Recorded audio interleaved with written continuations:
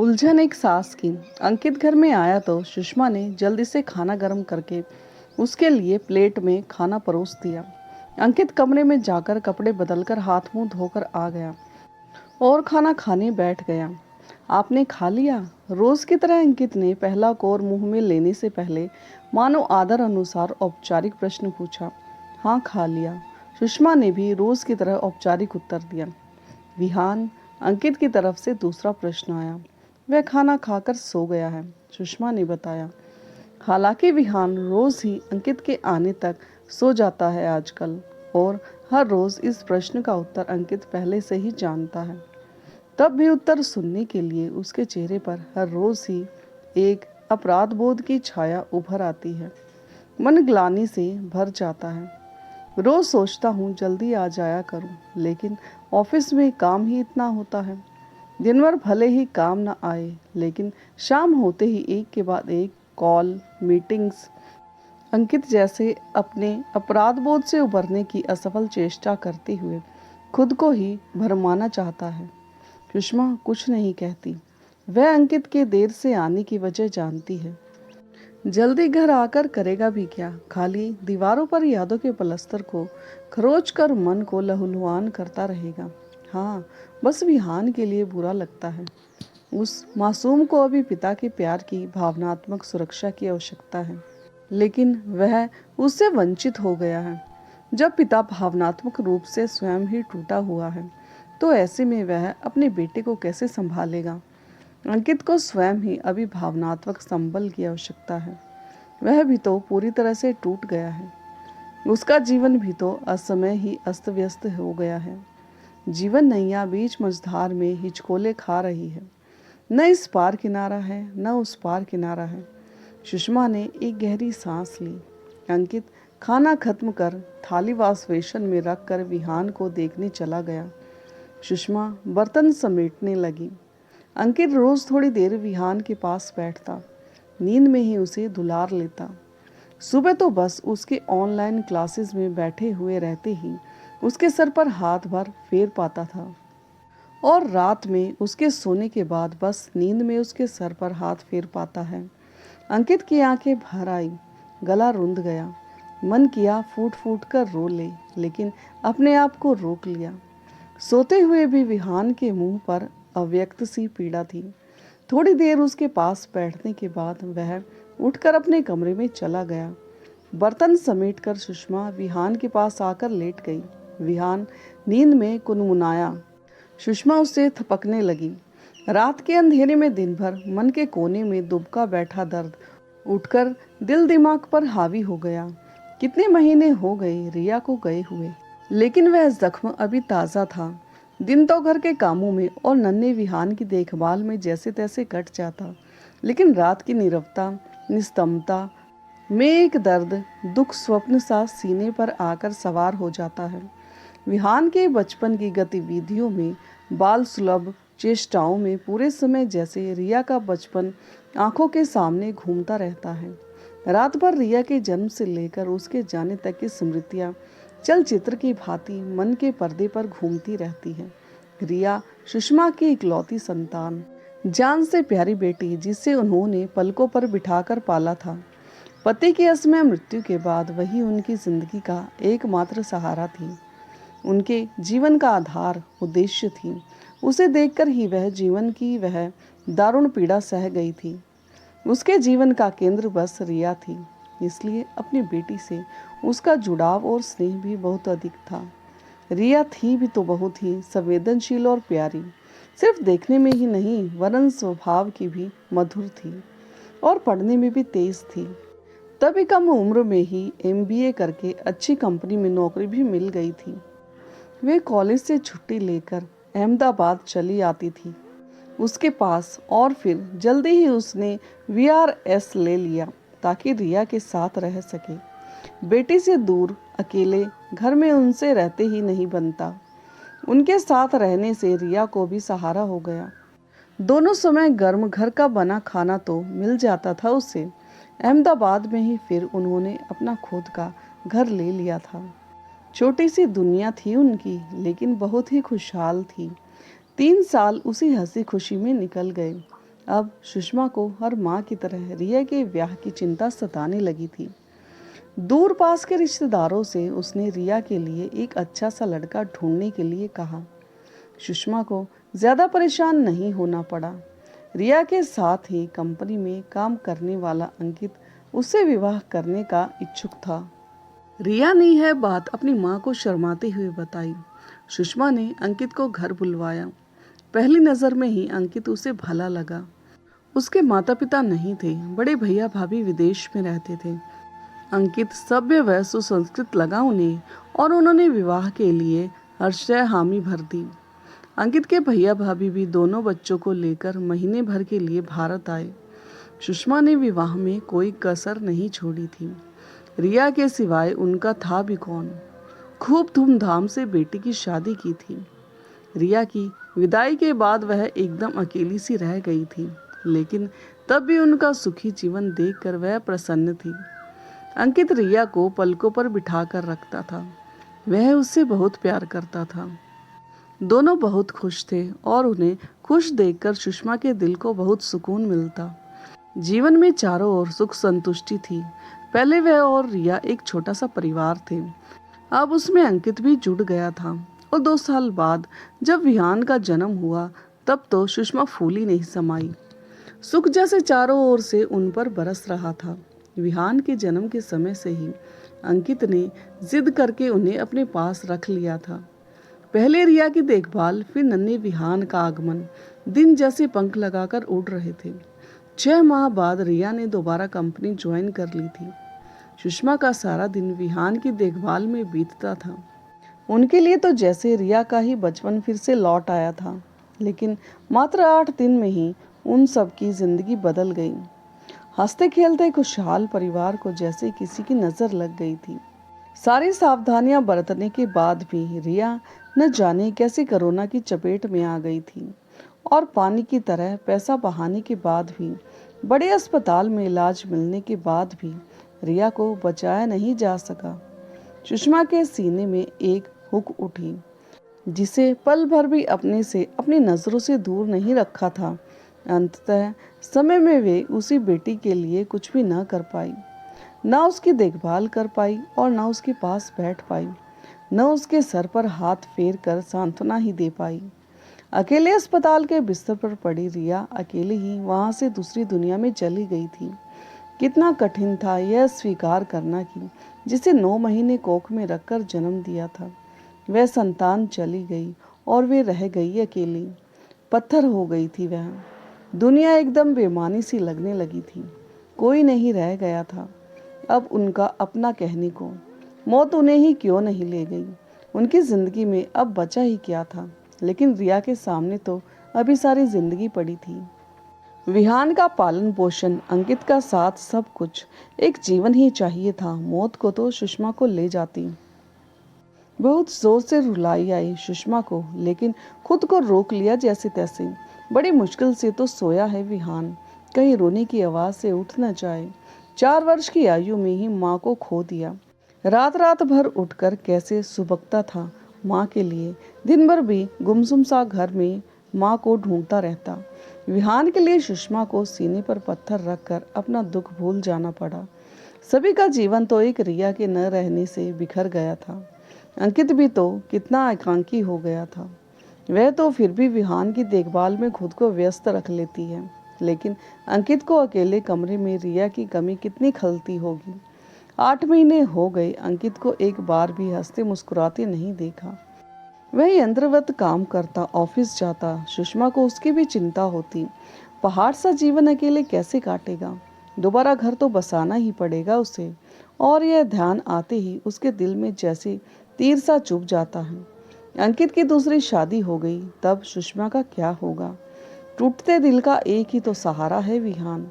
अंकित की नई पत्नी आ गई तो सुषमा किस अधिकार से फिर इस घर में रह पाएगी। रिया के कारण ही अंकित से रिश्ता है। उसकी अब वो डोर तो रही नहीं। सुषमा की आंखों से आंसू बहने लगे। यह घर छूटा तो वापस उस घर में जाकर बिना रिया के कैसे जी पाऊंगी। और यहाँ पर भी घर के चप्पे चप्पे में बसी रिया की यादों के साथ जीना कठिन होता जा रहा है। समय बीतते हुए रिया को गुजरे 1.5 बरस हो गया।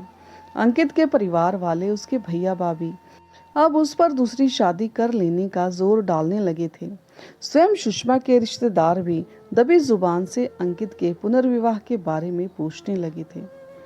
मानवीय दृष्टि से सुषमा भी समझ रही थी कि अंकित के लिए जीवन में किसी का साथ होना बहुत जरूरी है। वहीं भीतर की माँ पीड़ा से भर जाती। सुषमा लगातार इन दो भावनाओं के द्वंद्व में ही जी रही थी। मन पर पत्थर रखकर उसने अंकित से भी कह दिया कि उसे दूसरी शादी कर लेनी चाहिए। अंकित सिर झुकाकर चुप रह गया। उसके भैया भाभी सुषमा से ही आग्रह करते कि वही अंकित को समझाए शादी के लिए। इसी ऊहापोह में कुछ दिन बीत गए। इधर कुछ दिनों से सुषमा अंकित में आए बदलाव को देख रही थी। वह खुश तो नहीं दिख रहा था, लेकिन अब सहज लगने लगा था। चेहरे पर पुनः पहले जैसी ताजगी छलकने लगी थी। कपड़े भी ब्राइट कलर के पहनने लगा और ऑफिस जाता। एक दिन रात में लौटा तो उसके पास से महंगे परफ्यूम की खुशबू आ रही थी। सुषमा की अनुभवी आंखें सब समझ गई। जल्दी ही पता चला उसके भैया के एक पहचान वाले हैं। अमेरिका में उसके ही किसी रिश्तेदार की भांजी है। माता पिता बचपन में ही एक्सीडेंट में चल बसे। मामा मामी के यहाँ ही पली बड़ी है। अंकित के भाई ने ही उसे उस लड़की से मिलाने को कहा था। अंकित उससे मिला और सादगीपूर्ण सी सरल सी वह लड़की उसे अच्छी लगी। कुछ मुलाकातों में वह अंकित को भा गई। सीधे सरल घरेलू स्वभाव की ही है लीना, विहान को भी संभाल लेगी। हम तो अभी आ नहीं पाएंगे, आपको ही सब संभालना है। हमने अंकित को कह दिया है, वह कल लीना को लेकर आएगा और आपको मिलवाने। अंकित के भैया ने फोन पर सुषमा से कहा। सुषमा ने उन्हें आश्वस्त किया। इस मामले में कुछ कहने का उसे कोई अधिकार नहीं था। वह ना तो अंकित की माँ थी और ना रिया ही अब जीवित है। यह अंकित का व्यक्तिगत मामला है। लेकिन तब भी सुषमा का मन अनायास भारी हो गया। एक माँ के लिए यह अत्यंत ही कठिन व वेदनामयी स्थिति थी। उस दिन रिया की याद में वह दिन भर रोती रही। दूसरे दिन शाम को अंकित लीना को लेकर घर आ गया। सुषमा ने भरसक अपने आप को संयत रखा। बड़ी अजीब सी स्थिति थी तीनों की, लेकिन अब जीवन में आने वाले कुछ समय तक इस स्थितियों को झेलना ही पड़ेगा। थोड़ी देर औपचारिक बातचीत के बाद अंकित लीना को उसके घर पहुंचाने चला गया। उसके बाद अक्सर ही लीना घर में आने जाने लगी। सुषमा और विहान के साथ बैठती, बातें करती, थोड़ा समय गुजारती। एक व्यक्ति के तौर पर लीना सुषमा को अच्छी लगी। कम से कम इतने परिचय तक तो वह सौम्य ही प्रतीत हुई। मगर सुषमा के भीतर जो एक माँ का दिल है, वह पूरे समय अपनी रिया के लिए रोता रहता। आखिर में दोनों परिवार के मध्य सहमति से शादी की तारीख भी तय हो गई। शादी कोर्ट में ही होना तय हुआ। अंकित के आग्रह पर सुषमा को उसके साथ लीना के लिए कपड़े, गहने आदि लेने जाना था। पल पल उसे रिया के विवाह के समय की गई तैयारियां याद आती रहती। उस समय कितना उत्साह था उनके मन में, कितना चाव था, और अब पीड़ा का पारावार नहीं है। नियत तारीख को अंकित और लीना की शादी पर कोर्ट की मुहर लग गई और अंततः लीना इस घर में आ गई। सुषमा ने उसका स्वागत किया और सभी को असमंजस की स्थिति से बाहर निकालने के लिए नन्हे विहान को लेकर कॉलोनी के पार्क में चली गई। रात में भी वह बहुत जल्दी ही विहान को लेकर कमरे में चली जाती। आज रिया के घर पर, उसकी गृहस्थी पर, पति पर, सब पर किसी और का अधिकार हो गया। रिया का न होना आज उन्हें सबसे अधिक तीव्रता से महसूस हुआ। रात भर वो रोती रहती और किसी से कुछ नहीं कहती।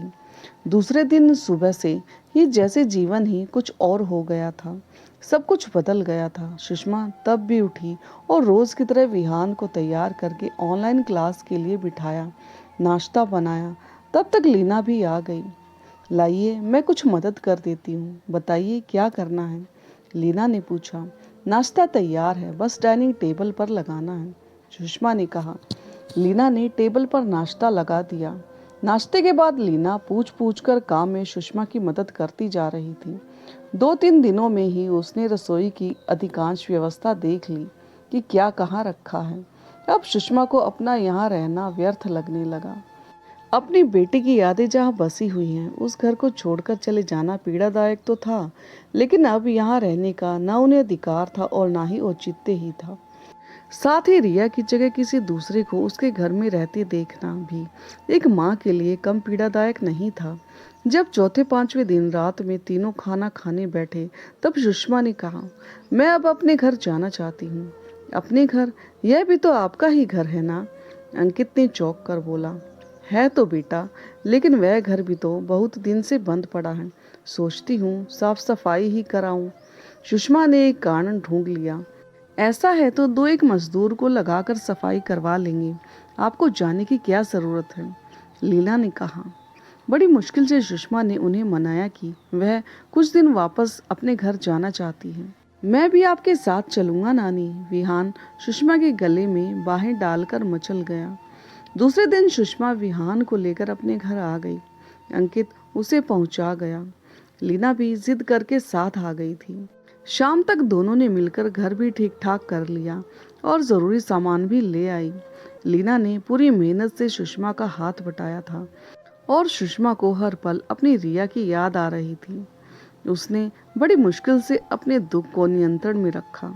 काम करते हुए सुषमा के मुंह से दो एक बार तो रिया का ही नाम निकल गया। उसने लीना को रिया कहकर पुकार लिया था।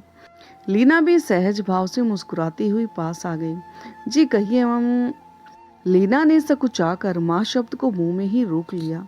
वह भी समझती थी कि सुषमा को शायद यह अच्छा नहीं लगेगा।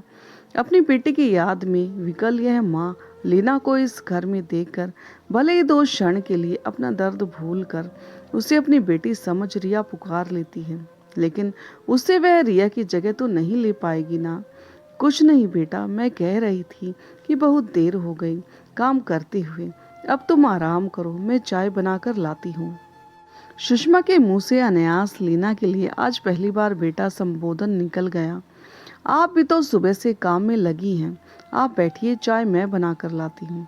कहते हुए लीना किचन में चली गई। सुषमा सोफे पर बैठ गई।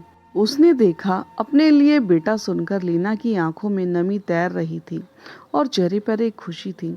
उसने एक गहरी सांस ली। एक वह है जो अपनी बेटी के चले जाने से दुखी है और एक यह है जो अपनी माँ को असमय खो चुकी है। आखिर यह भी तो किसी की बेटी है। इसने कोई उनकी बेटी रिया को हटाकर उसका स्थान तो लिया नहीं है। रिया तो पहले ही ऐसी जगह जा चुकी थी जहाँ से कोई वापस नहीं आ सकता। यह तो बस अपनी मजबूरी वश उसकी खाली जगह में बसा दी गई है। बिन माँ बाप की बच्ची है। मामा मामी ने भी सर से बोझ उतार दिया। बस पहली बार सुषमा को लीना से अनायास सहानुभूति हो गई। कोई भी लड़की दुहाजू से शादी क्यों करना चाहेगी, वह भी एक बच्चे के बाप के साथ। इसके भी तो अपने भावी जीवन साथी को लेकर कुछ सपने रहे होंगे। यह लीजिए चाय। लीना ने उसे चाय दी और खुद विहान को दूध बिस्किट खिलाने लगी। 2 दिन विहान लीना से सकुचाता रहा, लेकिन अब थोड़ा सहज हो गया था लीना के साथ। हालांकि अब भी उसे आंटी ही कहता था। सुषमा सोच रही थी कि अब विहान से कहेगी लीना को माँ कहने की आदत डाल ले। यह सोचना भी सुषमा के लिए असहाय था, लेकिन अब सच तो यही था। रात में लीना ने वही खाना बनाया और खाना खाने के बाद वह और अंकित अपने घर चले गए। सुषमा विहान को कहानी सुनाते हुए सुलाने लगी। अगले दिन दोपहर में ही सुषमा के मोबाइल पर लीना का फोन आया। कुछ नहीं, बस घर में आज अकेले अच्छा नहीं लग रहा था। आप कब आ रही हैं? लीना पूछ रही थी। कल ही तो आई हूँ, अभी कुछ दिन और रहूंगी यहाँ, सुषमा ने कहा। वह चाहती थी जल्द से जल्द लीना अपना घर संभाल ले और सुषमा यहीं रह जाए। जितनी देर होगी उतना ही दुख भी बढ़ता जाएगा। आखिर एक दिन तो सुषमा को अकेली ही रह जाना है, तो व्यर्थ मोह के झूठे बंधनों में खुद को क्यों बांधती जाए। लेकिन दूसरे दिन लीना खुद ही सुषमा के घर आ गई थी। अंकित उसे छोड़कर ऑफिस चला गया था। बिल्कुल अच्छा नहीं लग रहा था आपके और विहान के बिना। घर तो जैसे काटने को खाने को दौड़ रहा था। बड़ी मुश्किल से कल दिन गुजारा, आज तो मन ही नहीं किया घर पर रहने का। लीना आते ही बोली। विहान और सुषमा को देखते ही उसका चेहरा खिल गया। दिन भर लीना हंसी खुशी वहीं रही। रात में सबको खाना खिलाकर वह घर चली गई, मगर दूसरे दिन फिर हाजिर हो गई। आखिर 4-6 दिन बाद उसकी जिद पर सुषमा को दोबारा अंकित के घर आना ही पड़ा। सुषमा ने सोचा था कुछ दिन बाद विहान को यहीं अकेला छोड़कर अकेली अपने घर चली जाएगी। अब की बार अब वह विहान को भी समझाती लीना को माँ कहने के लिए। विहान को अब भी अपनी माँ की याद आती रहती, लेकिन सुषमा के समझाने पर वह धीरे धीरे लीना को माँ कहने लगा। सुषमा अब भी जब जाने की बात कहती थी तो लीना रोक लेती थी। इसी तरह कुछ महीने बीत गए। लीना सुषमा को माँ तो नहीं पुकारती, लेकिन स्नेह और आदर वही देती थी। सुषमा न चाहते हुए भी रिया की आखिरी निशानी अपने नाती विहान के मोह में और लीना के अच्छे व्यवहार और अपने पन के कारण एक तरह से बंधती जा रही थी। वह संकोच के मारे वहां रहना नहीं चाहती थी और मन कड़ा करके जा भी नहीं पा रही थी। तभी लीना की तबीयत थोड़ी सुस्त रहने लगी। वह माँ बनने वाली थी। अंकित अब पहले सा ही खुश रहने लगा था। मानवता के नाते और एक स्त्री होने के नाते सुषमा लीना की इस अवस्था को समझती थी। जिस तरह वह रिया के खाने पीने का ध्यान रखती थी, उसी तरह लीना का भी रखती थी। कभी कभी तो वह भूल ही जाती थी कि यह रिया नहीं कोई और है। जब तबीयत थोड़ी ठीक हो जाती, लीना भी सुषमा का खूब ध्यान रखती थी। सर में दर्द होता तो सर दबा देती, बाम लगा देती, भीतर उठती रहती। दर्द की टीसों के बाद भी ऊपर से जीवन बहुत कुछ सहज हो गया था। अंकित लीना को समय पर डॉक्टर के यहाँ दिखाता रहता था। लीना की डिलीवरी में 10 दिन बचे हुए थे कि अंकित को अचानक ऑफिस के लिए ज़रूरी काम से दूसरे शहर जाना पड़ा। वह जाना तो नहीं चाहता था, लेकिन लीना और सुषमा ने कहा कि बच्चे के जन्म में तो अभी 10 दिन बाकी हैं, वह चला जाए। 2 दिन में तो आ ही जाएगा। अंकित चला भी गया। जिस दिन सुबह अंकित आने वाला था, उसी रात में अचानक सुषमा पानी पीने के लिए उठी तो उसे लीना की कराह सुनाई दी। सुषमा उसके कमरे में गई तो देखा लीना दर्द से कराह रही थी। रिया के जाने के बाद से सुषमा कभी इस कमरे में नहीं आई थी, मगर उसे देखकर एक सुखद आश्चर्य हुआ कि टेबल पर आज भी उसी जगह अंकित और रिया की साथ वाली तस्वीर रखी हुई है। लीना की स्थिति देखकर वह समझ गई कि उसे अस्पताल ले जाना बहुत जरूरी है। सुषमा ने तुरंत टैक्सी बुक की और लीना के लिए बैग जमाने को अलमारी खोली तो सन्न रह गई। उसमें अभी रिया का सारा सामान जो का त्यों रखा हुआ था। सुषमा का मन भी भीग गया। लीना ने रिया के किसी सामान को हटाया नहीं था, उसे ज्यों का तो अब तक सहेज कर रखा हुआ था। लीना, तुम्हारे कपड़े और बच्चे के लिए जो कपड़े लाए थे, वे कपड़े कहाँ हैं? अस्पताल के लिए बैग तैयार करनी होगी, सुषमा ने कहा। लीना ने दीवार में बनी एक दूसरी अलमारी की ओर इशारा किया। सुषमा ने तुरंत जरूरी सामान भरा और विहान को उठाया। तब तक टैक्सी भी आ गई। उसने सहारा देकर लीना को टैक्सी में बिठाया और ड्राइवर से अस्पताल चलने को कहा। हिम्मत रखो, सब ठीक हो जाएगा। हिम्मत रखो, सब ठीक हो जाएगा, बस 5 मिनट में पहुंच जाएंगे। सुषमा दर्द में तड़पती लीना को धीरज बंधाती जा रही थी और टैक्सी वाले से जल्दी चलने को कह रही थी। 15 मिनट में ही वह लोग उसी अस्पताल में पहुंच गए। यहाँ के डॉक्टर की देखरेख में थी लीना। बाहर एक फॉर्म पर दस्तखत करवा कर डॉक्टर ने सुषमा से पूछा, आप? मैं इसकी माँ हूँ, सुषमा ने कहा।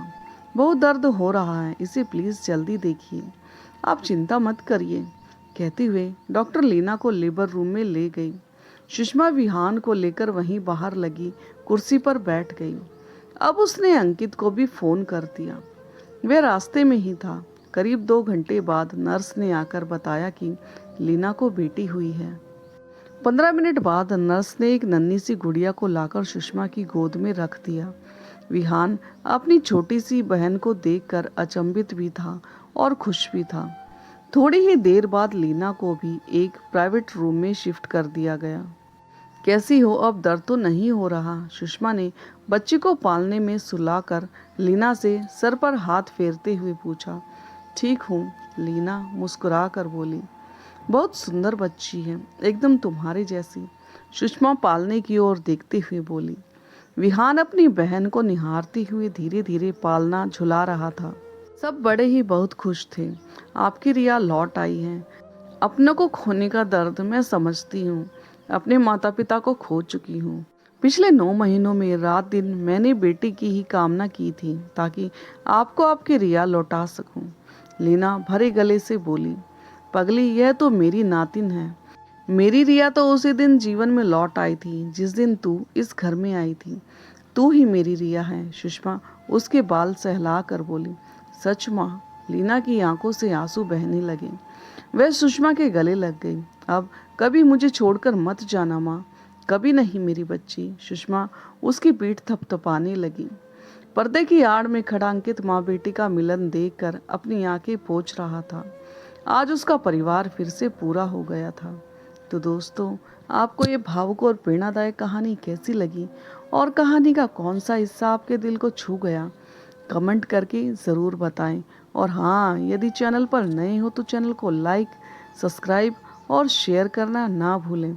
तो मिलते हैं एक नई कहानी के साथ। तब तक के लिए धन्यवाद।